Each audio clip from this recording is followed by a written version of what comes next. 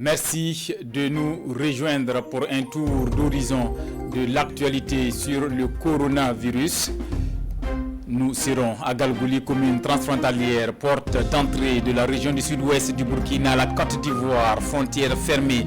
Il y a une dizaine de jours, Galgouli au rythme du Covid-19. Le quotidien de la population a changé et l'activité économique paralysée. Témoignage à suivre en début de journal.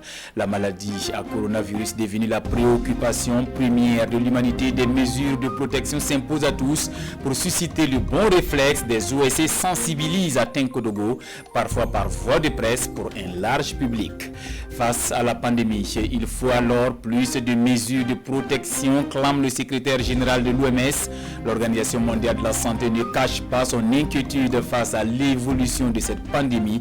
Près de 50 000 morts de Covid-19 et environ 1 million de personnes infectées. Voilà pour le sommet de ces 13 heures, mesdames et messieurs. Bienvenue. Mais avant de développer ces titres, vous aurez le point de l'évolution du Covid-19 au Burkina à la date d'hier, 1er avril. Le Burkina a enregistré 6 nouveaux cas confirmés, dont 5 à Ouagadougou et 1 à Bobo-Dioulasso. 4 patients ont recouvré la santé, portant à 50 le total des guérisons.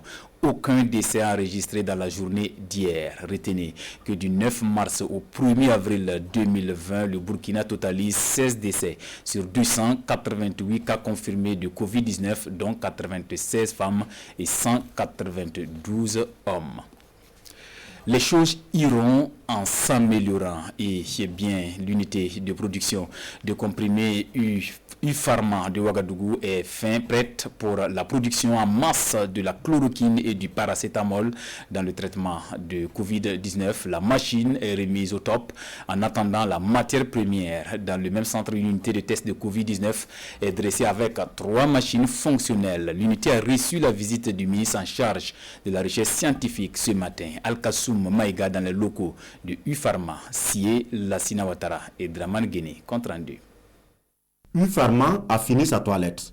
La comprimeuse peut maintenant rouler à plein régime, produire suffisamment de la chloroquine et du paracétamol au cas où le Burkina basculait au traitement du Covid-19 avec ces 2 produits. Aujourd'hui, c'est la phase d'essai. La machine cache ses premiers comprimés après réhabilitation sous le regard du ministre en charge de la recherche scientifique. Al-Kassoum Maïga est bien édifié, même la cadence de production de la machine est fixée. Normalement, c'est une machine qui pouvait aller autour de 2000 comprimés à la minute, mais compte tenu du fait que c'est une installation ancienne, ils ont ramené ça à 1800 comprimés à la minute. Mais dans le cadre du travail qu'on veut faire, on va être prudent pour aller à environ 1500 comprimés à la minute. Vous voyez donc la capacité de production par rapport donc à la chloroquine. Le Burkina a sa machine prête, mais ne produit pas la matière première. Les commandes sont déjà lancées sur un marché en crise, donc pas de délai précis d'approvisionnement. L'unité, elle, est vieille de 1991, qui n'avait plus travaillé depuis 1999, d'où l'inquiétude des techniciens. L'acquisition d'une machine secours s'impose. Une machine qui n'a pas fonctionné depuis plus d'une dizaine d'années. On a essayé de le remettre en route pour pouvoir fabriquer.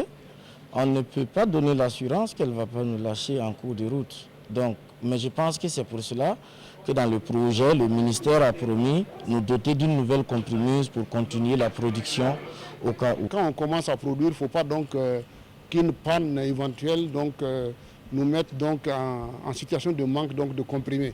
Donc, grâce au travail qui a été fait par mon collègue du commerce et le collègue Minefid, avec l'accompagnement de Idrissa Nassa, on a pu donc mobiliser les ressources pour qu'on puisse commander les intrants et les machines. Le centre est aussi prêt pour le test du Covid-19 ici à Ouagadougou. C'est le 2e laboratoire du Burkina après celui de Bobo-Dioulasso, capable de diagnostiquer la maladie.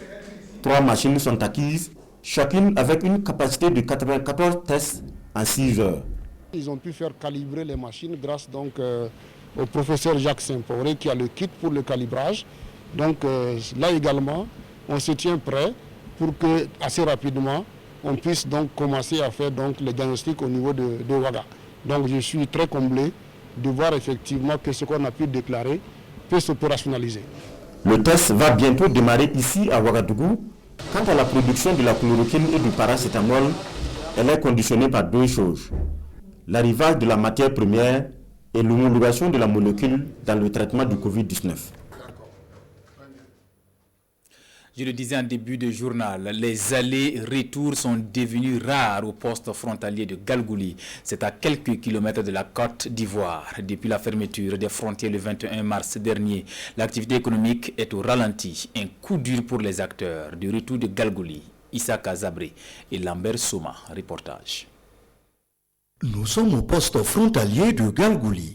Avant la fermeture des frontières, 1000 personnes par jour entraient et sortaient par ce poste. Aujourd'hui, 50 personnes empruntent le même chemin, essentiellement des riverains.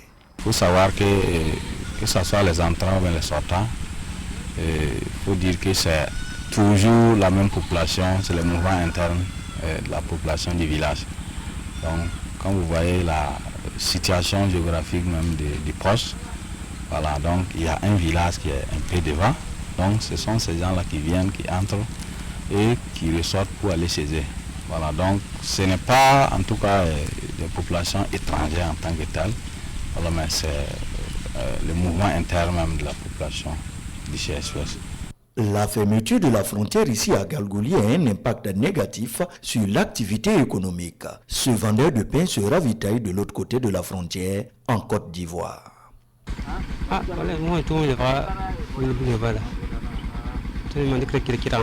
Actuellement, notre activité est au ralenti. Nous ne pouvons plus nous approvisionner en grande quantité. Avant la fermeture de la frontière, nous pouvions acheter 400 à 500 pains. Mais actuellement, nous ne pouvons plus acheter plus de 200 pains.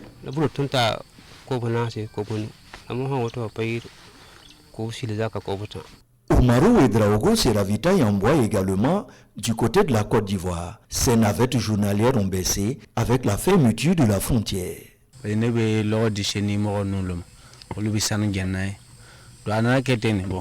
La fermeture de la frontière porte un coup à mes activités. Je livre du bois à des orpailleurs. Avec les 2 motos, avant on pouvait faire 12 voyages. Mais actuellement, nous n'en faisons que 6.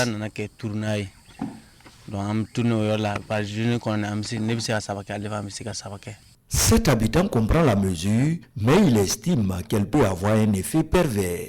Comme c'est la maladie qui a fait que la frontière est fermée, je ne vois pas ça mal, quoi. C'est bon, mais moi je trouve que c'est la vie chère qui est en train de venir derrière nous. Ces habitants de Galgouli sont conscients de la menace que représente le Covid-19. Leur plus grand souhait est qu'un remède efficace puisse être trouvé afin de leur permettre de reprendre normalement leurs activités. Cap sur Kaya, aux côtés des déplacés internes. Ils ont fui le terrorisme pour être là et la psychose du coronavirus s'invite dans leur quotidien. C'est la bonne nouvelle.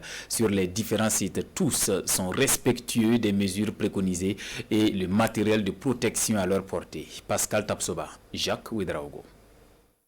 Le maire de la commune de Kaya sur les sites de distribution des cartes SIM Orange Money et de vivre aux déplacés internes. Ici, le mot de passe est connu de tous, prise de température et lavage de mains, et le maire lui-même est soumis à cet exercice avant d'accéder au site. Si une personne vient, il va falloir vérifier la température, voir si son corps est chaud ou pas, avant de passer par là, laver sa main et puis continuer par là, aller prendre sa nourriture. Au regard des dispositifs sanitaires sur les différents sites, les autorités communales ne cachent pas leur satisfaction. Elles invitent par ailleurs les déplacés au strict respect des règles d'hygiène dans la lutte contre le Covid-19. Je suis tellement content de voir le dispositif mis en place. Je vois quand même que c'est respecté. Le dispositif de lave-main est là.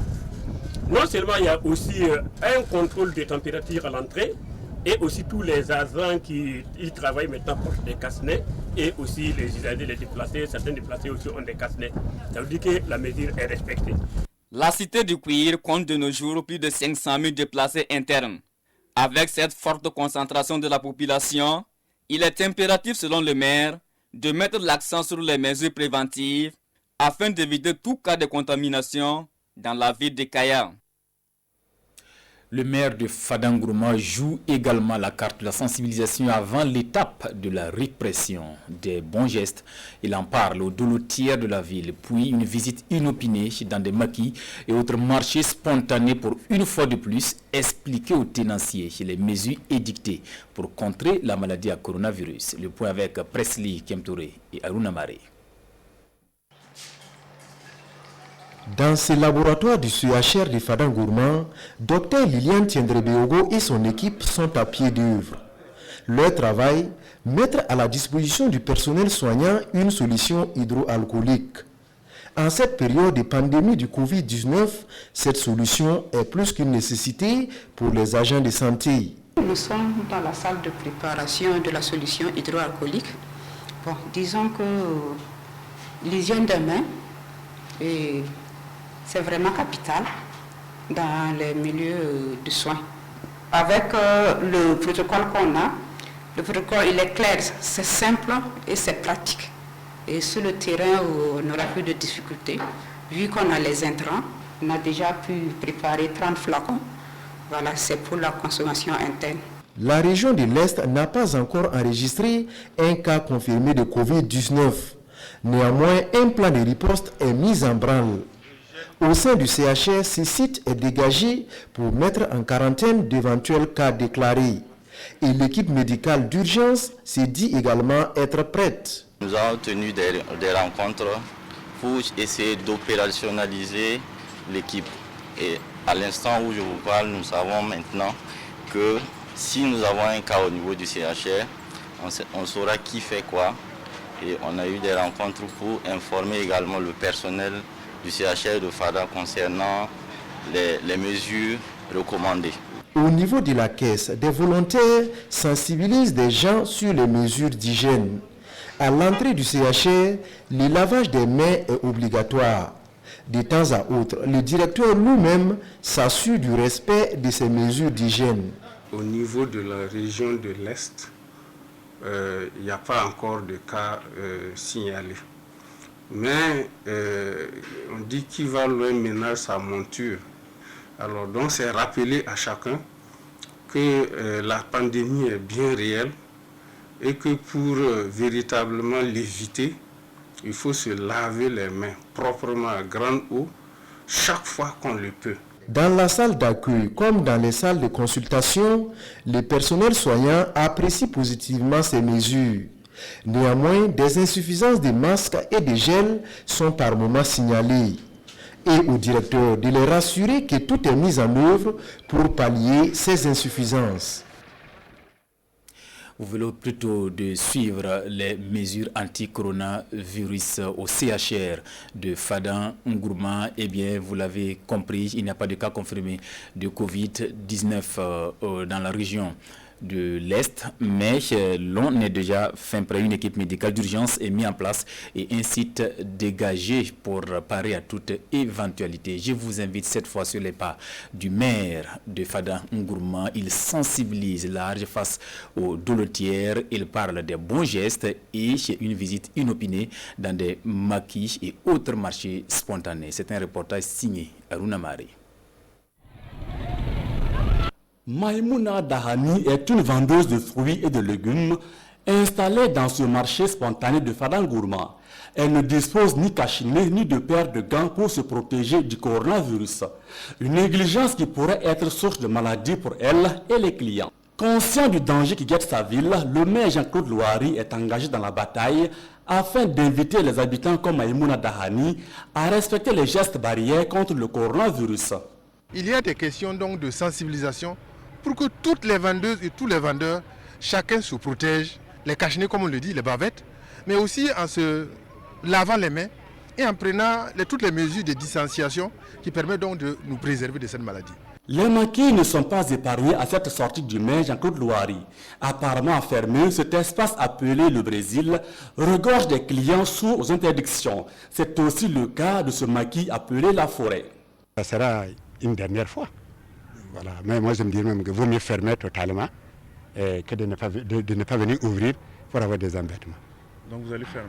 Je vais fermer. C'est mieux pour moi. À partir d'aujourd'hui? Oui, c'est mieux que d'ouvrir et puis avoir des problèmes avec la population. nous avons fait le tour de certains maquis. Et tout ce qu'on a vu, ce sont la plupart des fonctionnaires qui sont supposés connaître les lois, qui sont supposés connaître les modes de transmission et qui font comme si de rien n'était. Avant d'aller sur le terrain, le maire de Fadang Gourmand s'est d'abord entretenu avec les dolotières de sa ville sur les consignes sanitaires pour éviter le coronavirus. Dans les différents cabarets, les dispositions que nous devons prendre, c'est l'utilisation des lave-mains. Nous devons éviter la vente avec les calebasses en détail. Donc ce que nous avons arrêté, c'est de mettre le dolo dans les bidons ou avoir des bonbonnes avec les réservoirs et un robinet pour pouvoir servir le dolo. Dans les jours à venir, la mairie n'hésitera pas à recourir à la répression pour protéger la ville jusque-là officiellement épargnée du coronavirus, prévient Jean-Claude Louari. Même son de cloche à Tinkodogo, des organisations de la société civile s'associent à la sensibilisation. Au-delà des mesures anticipatives au centre-est, l'accent est soumis sur la connaissance de la maladie, la transmission et la prévention du Covid-19 via les médias. Hassan Gebre, Tanga Robert Kafando. Des gels hydroalcooliques, quelques dispositifs de lave-mains, des masques de protection reçus de la part de la mairie de Tinkodogo, et c'est suffisant pour l'association des jeunes pour l'émergence du Boulgou comme échantillon pour la sensibilisation sur le Covid-19. À différents carrefours de la ville, les volontaires sont postés et abordent les usagers de la route. Les messages clés, le lavage régulier des mains au savon, l'utilisation des gels ou solutions hydroalcooliques et le port du masque de protection. Sinon, nous sommes là depuis ce matin. On essaie de sensibiliser les gens en leur montrant à quel point la maladie est dangereuse. Et ensuite, nous leur montrons comment se désinfecter les mains.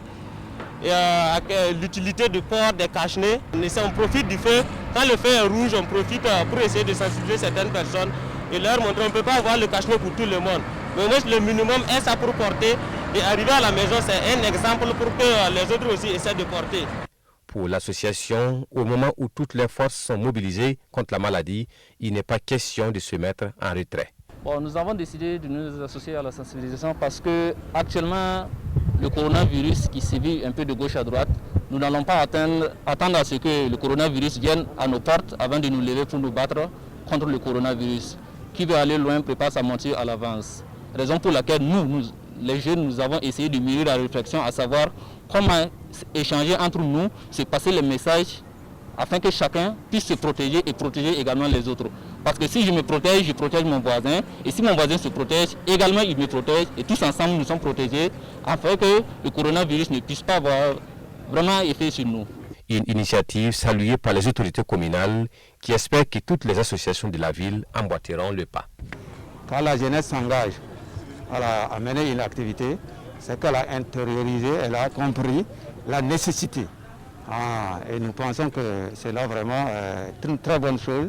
Nous apprécions très positivement cette activité, cet acte de la part de cette association-là, et que nous saluons au nom du conseil municipal. En plus des associations, ce sont les médias qui constituent les autres canaux pour la sensibilisation. Sport, communiqués et émissions interactives sont désormais centrés sur le Covid-19. Quels sont les moyens de prévention du Covid-19? Donc, il faut éviter les regroupements de plus de 50. De plus de 50, je pense, nous, au niveau du district, on a aussi opté à produire ces solutions hydroalcooliques-là. Voilà, c'est disponible au niveau de notre service. Le centre-est enregistre 0 cas pour l'heure, mais les acteurs sont conscients qu'en plus des mesures gouvernementales, seule la sensibilisation sur les mesures de prévention pourrait aider à lutter contre la propagation de la maladie. Des dons pour lutter contre la pandémie du coronavirus. Au nombre des bonnes volontés d'hier, en particulier qui offre sa résidence de 14 lits pour le confinement des malades. L'association des producteurs d'aliments pour bétail met également la main à la poche 3 millions de francs CFA et la contribution de Afrique Génie à l'effort de guerre contre le Covid-19 vaut un chèque de 20 millions de francs CFA et un hôtel de 20 lits. Des manifestations de solidarité que salue le ministère de la Santé. Paul David Bambara, Oumou Sissé. Un chèque de 20 millions de francs CFA et un hôtel de 20 lits. C'est la contribution de Afrique Génie Bâtiment, une entreprise de promotion immobilière au ministère de la Santé. Un geste qui servira pour la prise en charge des malades atteints du Covid-19. C'est la lutte de la nation toute entière contre cette pandémie. Et nous sommes venus apporter notre petite pierre à l'édifice. Nous sommes venus apporter notre soutien total et entier à nous mettre à la disposition du ministère de la Santé et à pouvoir les apporter le soutien dont ils auront besoin. Même élan de solidarité de la part de la Sinaguiré, un opérateur économique qui met gracieusement une résidence hôtelière de 14 lits pour le confinement des malades en cas de besoin. C'est des chambres de grands lits. Nous avons aussi une salle de concertation, une salle de réunion et un groupe électrogène, c'est-à-dire capable de prendre le relais en cas de coupure. C'est juste, voilà, tout le confort y est, quand même pour abriter un certain nombre de patients. L'association des producteurs d'aliments pour bétail de Ouagadougou, elle aussi apporte sa contribution pour barrer la route au Covid-19. Nous sommes l'association Bénéri. Nous apportons notre aide au ministère de la Santé avec un chèque de 3 millions de francs CFA pour lutter contre le Covid-19. Nous encourageons les agents de santé qui travaillent sans cesse à endiguer la pandémie. Un ensemble de gestes salués ici par les représentants du ministère de la Santé, tant les besoins sont énormes dans cette lutte contre cette pandémie. À l'international, l'OMS reste sans voix car les prévisions ne sont pas bonnes. Près de 50 000 morts de Covid-19 et environ 1 million de personnes infectées. L'Organisation mondiale de la santé est inquiète de l'évolution de la pandémie du coronavirus. Cela fait 4 mois que la pandémie de Covid-19 se répand à travers le monde. Le directeur général de l'OMS a communiqué ses inquiétudes face à l'évolution alarmante de la pandémie. Je suis profondément préoccupé par l'escalade rapide et la propagation mondiale de l'infection. Le nombre de décès a plus que doublé au cours de la semaine dernière. Dans les prochains jours, nous atteindrons 1 million de cas confirmés et 50 000 décès. Le directeur de l'organisation internationale a lancé un appel au gouvernement afin que des mesures de protection sociale soient mises en place pour permettre aux personnes vulnérables d'accéder à des ressources essentielles. C'est vraiment très important que tous les pays prennent les choses au sérieux, se préparent leur système de santé, renforcent l'architecture de santé publique, éduquent les communautés et que cette dernière s'engage en ne laissant personne derrière elle. Ce sont des conseils que nous donnons à tous les pays. Plus de 900 000 personnes dans le monde sont affectés par le coronavirus. Le Covid-19 a fait plus de 46 000 morts à l'échelle internationale. Les États-Unis passent devant l'Italie et la Chine avec plus de 200 000 personnes infectées et 4 700 morts. À présent, la lecture croisée des journaux à la une des quotidiens. Le confinement des cités universitaires passe mal chez les étudiants de Kosodo et les consignes pour stopper le Covid-19. Revue de presse signée Amadou Marcelto. Covid-19. Affrontement entre étudiants et gendarmes pendant le couvre-feu à Ouaga, titre le journal Le Quotidien. Selon la version du délégué général de la cité universitaire de Kosodo dans les colonnes du journal, des gendarmes ont effectué une descente dans la cité universitaire de Kosodo pour obliger les étudiants à regagner leur chambre pendant le couvre-feu.